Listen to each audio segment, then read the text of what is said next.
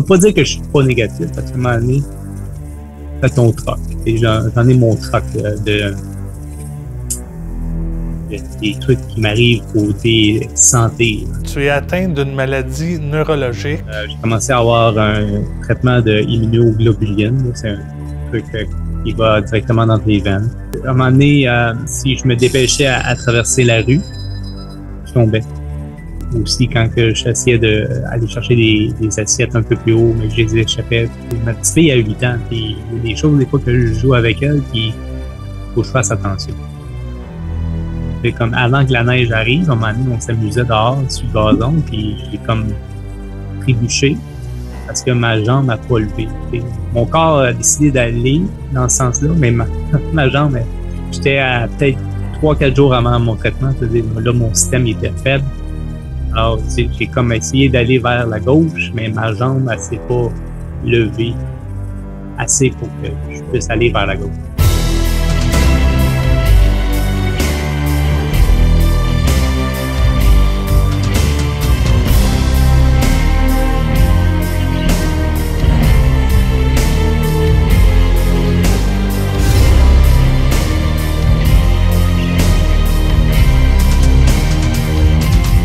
Bienvenue à l'émission Seul à Seul. Cette semaine, notre invité, vous l'avez probablement déjà vu dans l'univers télévisuel d'Argenteuil. Il a travaillé ici à la TVC dans les débuts, autour de 98, 99, 2000. On l'a avec nous grâce à la magie d'Internet. Sébastien Ladouceur, salut! Salut Sylvain! Comment ça va? Ça va bien et toi? Ben, ça va très bien. Merci d'être à l'émission avec nous. Merci pour l'invitation. Aujourd'hui, on va parler, écoute, on va faire un parcours professionnel, personnel. La TVC d'Argenteuil, on t'a connu beaucoup ici. Moi, c'est avec toi j'ai appris à faire de la télé ici dans Argenteuil. C'est arrivé comment, ça, la TVC dans ta vie? Oh boy, en sortant du cégep, j'ai eu un deck en cinéma. Moi, au début, je me lançais au cégep, je voulais devenir acteur. Je voulais être devant les caméras, pas derrière. Je connaissais absolument rien. Mais j'ai découvert un autre univers, puis j'ai grandi là-dedans. Puis à un moment donné, il y a un poste qui s'est ouvert à la télé. Puis il y avait moi et Rachel qui ont postulé. Puis finalement, c'est Rachel qui l'avait eu. Et à l'époque, j'ai continué en tant que bénévole. Puis après, le prochain poste qui a été ouvert, mais c'est moi qui l'ai eu. Parce que j'étais très impliqué au niveau de la télé, bénévolement. Et la télévision, tu me disais que, bon, tu voulais être devant les caméras. Qu'est-ce qui a fait en sorte que tu as aimé être derrière? Ben, la première chose, c'est que j'ai pas été accepté en théâtre. Mais ça m'a pas empêché de continuer à en faire un peu du côté théâtral, de l'improvisation, des choses comme ça. Mais c'est de toucher comment faire la magie de la télévision. Tu le sais, Sylvain, au début, on y allait avec analogue, des grosses roulettes, des SVHS, tout ça, puis on faisait des petits miracles avec ces petits vidéos-là avant l'ère du numérique. Puis j'ai appris à faire, j'aimais ça par la caméra. C'est comme quand tu es arrivé, Sylvain, t'aimais ça, puis ça se voyait dans tes yeux, t'en mangeais, tu sais. Puis quand je t'ai vu toi, ben je me suis vu moi aussi quand j'ai commencé à télé communautaire. J'en voulais tellement, je voulais faire, je faisais des heures, j'en faisais beaucoup. Puis j'ai adoré faire ça. Puis j'en fais encore un peu maintenant ici et là avec mon travail à la radio. Des fois, c'est moi qui s'occupe du côté visuel de la station. Alors j'aime vraiment ça. J'ai un petit coin dans mon cœur pour la télé. Ben oui. Justement, là, tu te dis, tu fais de la radio, là, tu es dans la région du Nouveau-Brunswick. On va en parler tantôt, c'est sûr, pour savoir comment c'est arrivé dans ta vie, le monde de la radio, parce que, bon, la télé, la radio, ça se ressemble, mais en même temps pas. C'est drôle que tu mentionnes ça, c'est à cause de la télé que je fais de la radio. Oui, ben c'est ça. J'imaginais aussi un peu. Ben justement, parle-moi-en justement du monde de la radio. Qu'est-ce qui est différent un peu du monde de la télé? Ben, il y a de la préparation autant, mais c'est surtout du direct. La radio, c'est instantané. à la télévision, oui, tu peux faire du direct, mais tu prépares beaucoup de choses aussi auparavant. Beaucoup de montage. Quand on fait, je te nomme un exemple, le tournoi Midget. Quand on le faisait préenregistré, mais on le faisait comme si on était en direct. Puis 30 minutes plus tard, après avoir enregistré, mais la cassette était prête à jouer. Je ne sais pas si tu t'en souviens, Sylvain. On faisait du tournage toute la journée, puis on faisait des pré-montages. Ensuite de ça, on lançait l'émission en semi-direct et on enregistrait, puis on allait porter la cassette dans le vidéo pour que ça passe 30 minutes plus tard. Alors, ça, c'est la différence un peu. À la radio, tu dois préparer aussi ton contenu, mais tu dois le livrer en direct. C'est les mêmes choses pour les téléjournaux. Les téléjournaux à Radio-Canada, c'est comme, il y a beaucoup de montage qui se fait en arrière, mais la personne qui lit les nouvelles, mais c'est en direct. C'est un petit peu le même principe. Mm-hmm. Et là, tu es dans la région du Nouveau-Brunswick. Qu'est-ce qui t'a amené là? L'amour. L'amour. Parce que ma conjointe s'est trouvé un emploi ici. Et moi, j'ai suivi par la suite. Mais j'ai pas fait la radio tout de suite. J'ai pas fait de la télé immédiatement non plus. J'ai fait d'autres choses dans mon parcours. Et si on revient à l'époque où tu étais ici à la TVC d'Argenteuil, les émissions que vous faisiez, bon, je me rappelle de Caméra Libre, là, dont tu étais l'investigateur de tout ça. Sinon, des moments que tu as aimés, que tu as appréciés justement ici? Bien, nos lancements de programmation étaient quand même assez flyés. On travaillait beaucoup pour faire des lancements, pour divertir les gens.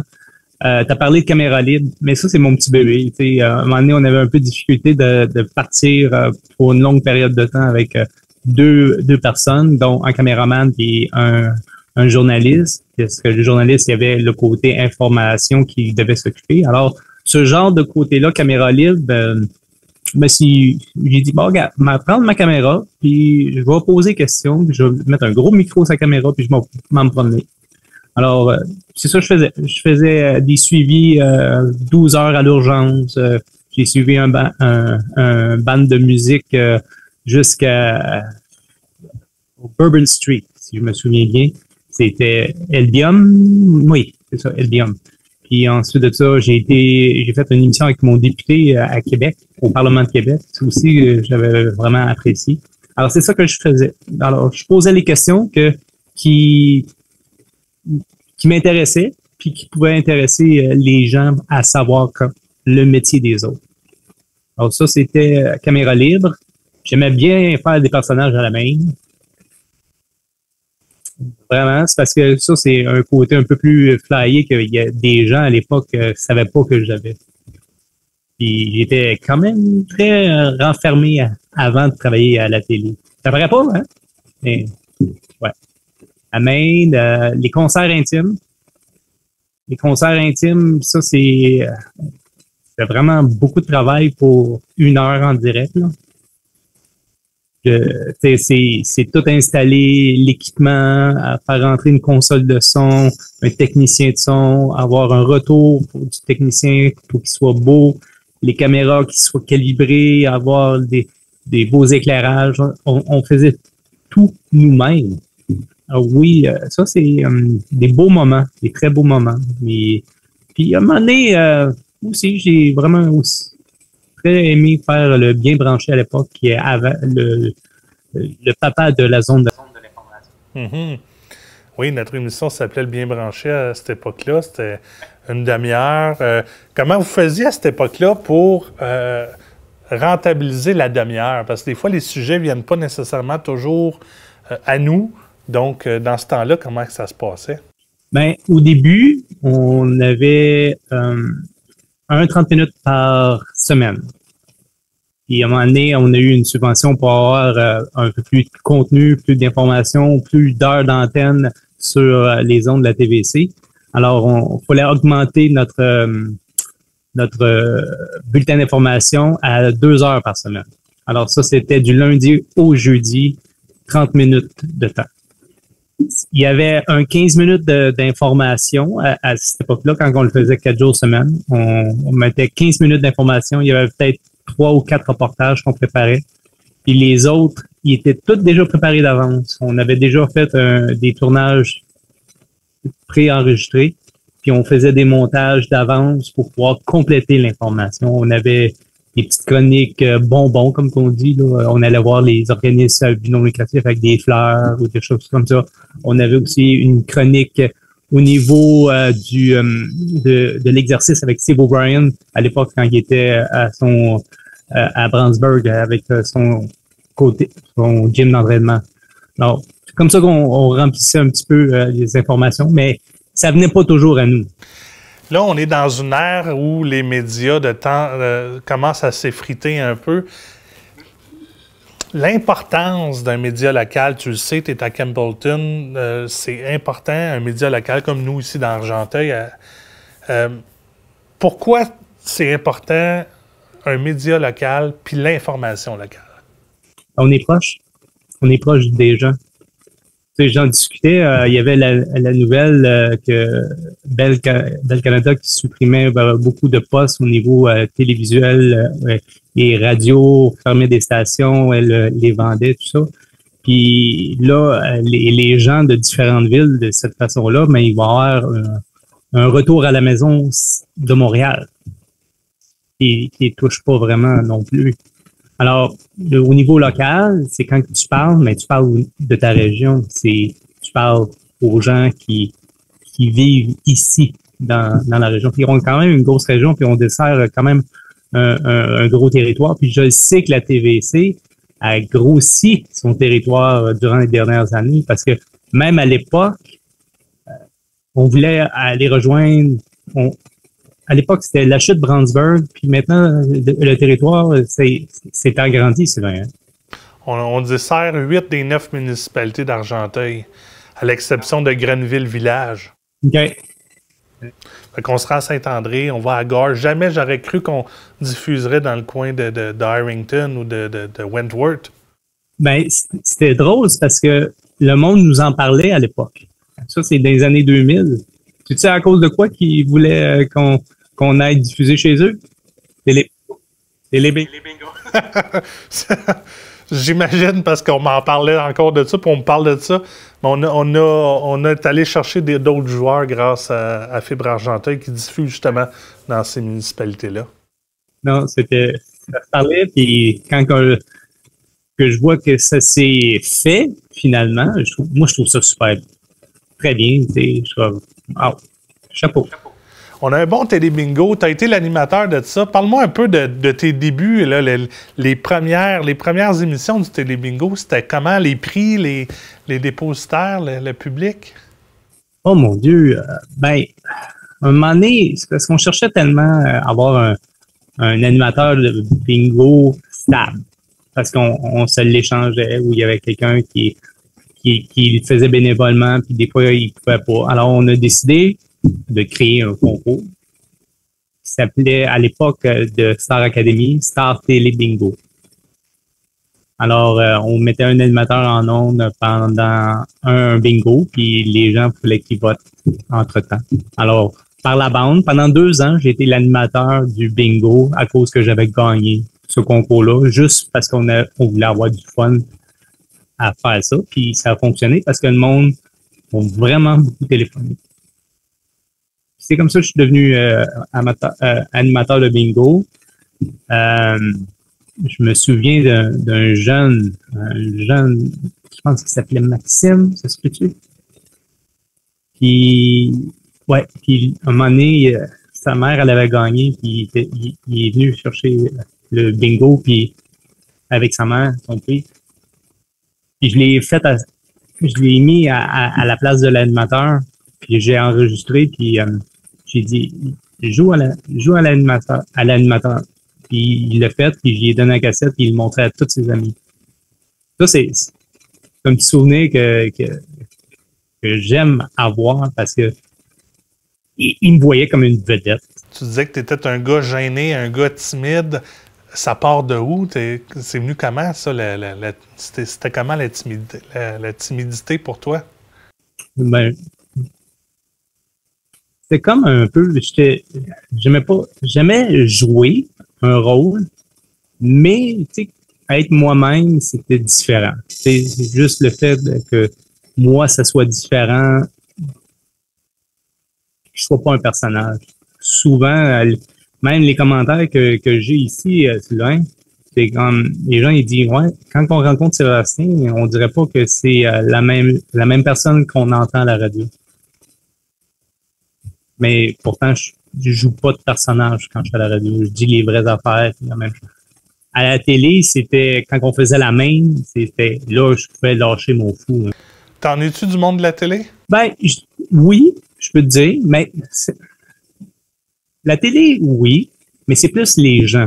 Les gens, tu sais, j'ai travaillé avec Nancy, j'ai travaillé avec Evelyne, j'ai travaillé avec Rachel, avec Pascal, avec toi, Sylvain. J'ai, puis c'est le fait de plus être avec ces personnes-là régulièrement. Tu sais, Sylvain, tu te rappelles, on était plus souvent ensemble que notre propre famille.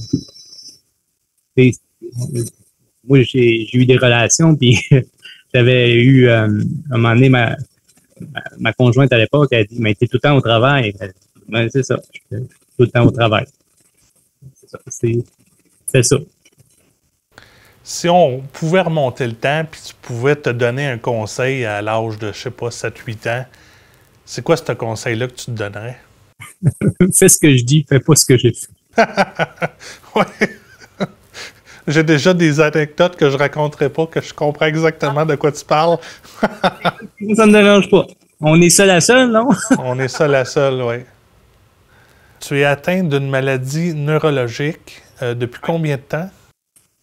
Oh, mais je sais le nom depuis 2020. On a commencé des traitements pour peut-être voir à enlever cette possibilité-là. Mais là, vu que je réagissais au traitement, ils ont dit que, OK, on a trouvé c'est quoi, les traitements fonctionnent. Alors, j'ai commencé à avoir un traitement de immunoglobuline. C'est un truc qui va directement dans tes veines. J'ai commencé à avoir ça 5 fois par mois, une certaine quantité. Puis là, on a descendu avec la même quantité à 2 jours par mois. À chaque 28 jours, je vais 2 journées d'affilée à l'hôpital. Je passe 4 heures à peu près sur un lit d'hôpital à recevoir tout ça. Alors ça, c'est cette maladie neurologique-là, c'est plus ça attaque mon côté mon côté gauche surtout. Puis avant d'aller aussi plus loin, mais j'avais aussi subi une opération qui enlevait de la tension dans certains nerfs du côté gauche. Parce que je me suis rendu compte qu'il y a quelque chose qui allait pas bien dans mon côté santé quand que je trébuchais souvent.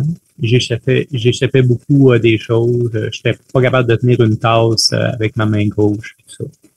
Alors, j'ai rencontré un neurologue, puis j'ai passé un paquet de tests. J'ai passé IRM, 3 IRM au total, la tête, la nuque et la colonne vertébrale pour voir s'il y avait quelque chose qui était déréglé.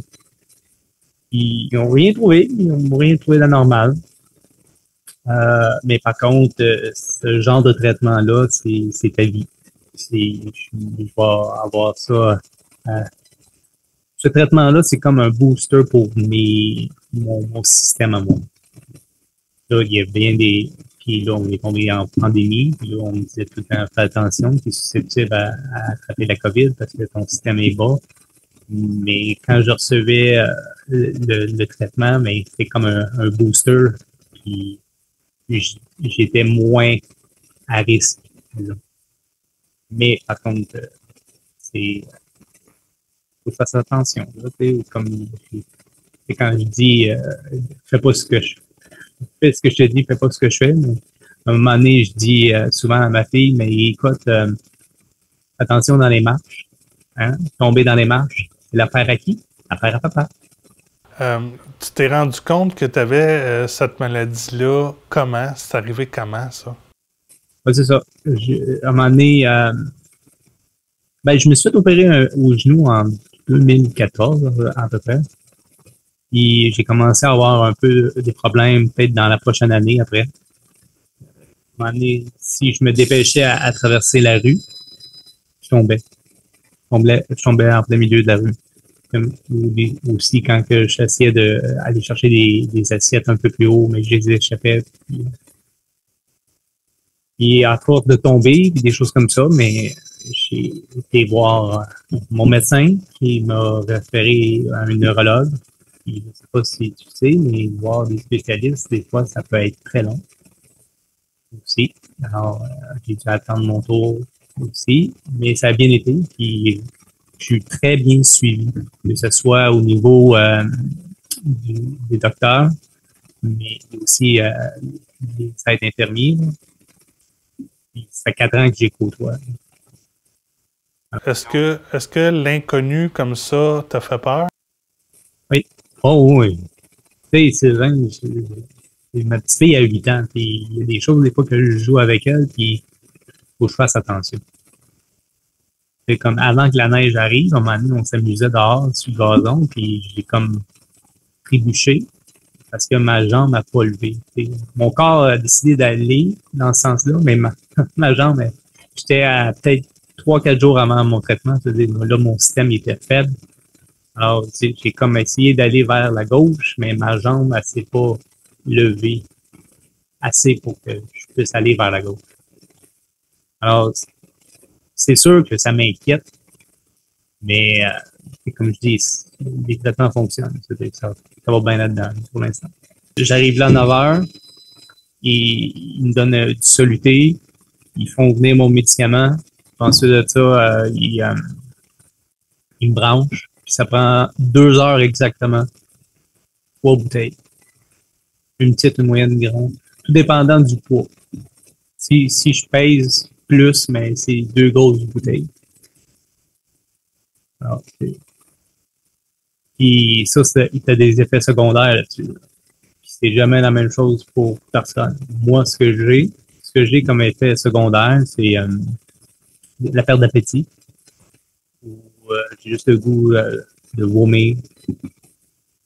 Puis pendant 3-4 jours, je mange pratiquement pas, je bois de l'eau, puis pas même en buvant de l'eau, je suis malade. C'est une série de deuils que tu as dû faire. Oh! Oh! Comment tu t'adaptes à ça avec le temps? Pas évident. Pas évident, mais je me laisse pas. Je me blâme pas. Tu sais, comme. Je suis pas négatif. Mais je peux pas dire que je suis pas négatif parce qu'à un moment donné, t'as ton troc. J'en ai mon troc des trucs qui m'arrivent côté santé. Là, quand c'est pas ça, c'est quelque chose d'autre. Puis à un moment donné, c'est comme l'effet domino. Mais hey, quand ma fille était plus petite, puis j'apprenais, puis j'allais dans les marches, il fallait que je fasse attention. Il faut que je m'adapte. Un dimanche matin, 2 jours après la fête de ma fille, comme je descends les marches, je tombe dans les marches, je me roule la cheville, puis je me ramasse à l'hôpital à 1 heure du matin, puis ça, c'est en pleine COVID. Au moment où est-ce qu'il n'y a pas personne qui veut te toucher, te parler, là. À 1h30 du matin, mais là, je n'étais pas capable de marcher dessus. Ma conjointe m'a mis dans un taxi. Le taxi m'a laissé dans l'entrée à l'hôpital. À 1h30 du matin, et à 2 heures, j'étais sorti de là. Tout ce que j'avais, c'est des béquilles pour me promener pendant 2-3 jours. La TVC, on est en ondes depuis déjà 27 ans. T'aurais-tu imaginé que, quand tu as commencé ici avec nous autres, qu'on aurait perduré aussi longtemps dans le temps comme on est là en ce moment, aussi établi dans la communauté? Ben, j'avais toujours l'espoir que ça continue dans le temps comme ça. Mais à un moment donné, on a eu une frousse. En 2001, si je me souviens bien, mais la totalité des gens qui travaillaient là, sauf le directeur, perdaient leur emploi. Alors, puis là, ne savait pas si on avait du travail quand on allait revenir. Ça, c'était une inquiétude. Mais je pense qu'on s'est relevé. On a réussi à avoir un télé bingo solide qui nous faisait avoir un peu plus de revenus chaque semaine. Là, je sais qu'en grandissant votre auditoire comme ça, vous avez sûrement grossi vos revenus également. Comme ça. Oui. Hey, merci beaucoup, Sébastien, d'avoir été avec nous autres à Seul à Seul. Un beau parcours. On a eu beaucoup de plaisir à revivre ces souvenirs-là. En terminant, quel souvenir tu gardes de notre belle région? Parce que je sais que tu viens à l'occasion dans la région, mais quel souvenir gardes-tu de ton passage dans notre région? Oh, un souvenir. Mais écoute, c'est peut-être pas un souvenir, mais j'adore ce qu'ils ont fait avec le parc Baron cet hiver. J'ai été faire un tour un peu avant que la neige arrive, puis il n'y avait pas de rond de glace, mais il y avait des lumières qui étaient installées. Puis je me rappelle à l'époque, on utilisait le parc Baron une fois par année, puis c'était durant Auto-Rétro ou des choses comme ça. Puis là, ce que je vois avec le parc Baron, j'ai dit « Wow, mon Dieu, c'est bien. C'est super. » que je me rappelle pas à un tel point qu'on utilisait. Puis c'était tout le temps dans la grosse fin de semaine de septembre qu'on utilisait le parc Baron pour une activité. Puis là, maintenant, il est utilisé à longueur d'année, que ce soit pour des festivals, que ce soit pour des activités en plein air. Ben, tu sais, il y a eu une évolution. Puis aussi, je peux pas me cacher, Sylvain, la parade de Noël. Et que j'ai débuté cet exercice-là en 2005, puis la TVC, c'est là, ouais, en 2005, j'avais quitté la TVC, mais je faisais quand même des choses avec vous autres, bénévolement, parce que je faisais le trip à Seb. Et mais la télé a toujours été là pour les activités qu'on faisait. Puis je me rappelle, je l'ai regardé avec ma fille durant le temps de Noël, le DVD que tu m'as envoyé pour le défilé de Noël. Puis écoute, puis en sachant que c'était revenu encore cette année, puis j'étais comme wow, j'étais comme content. C'était un petit velours que j'avais.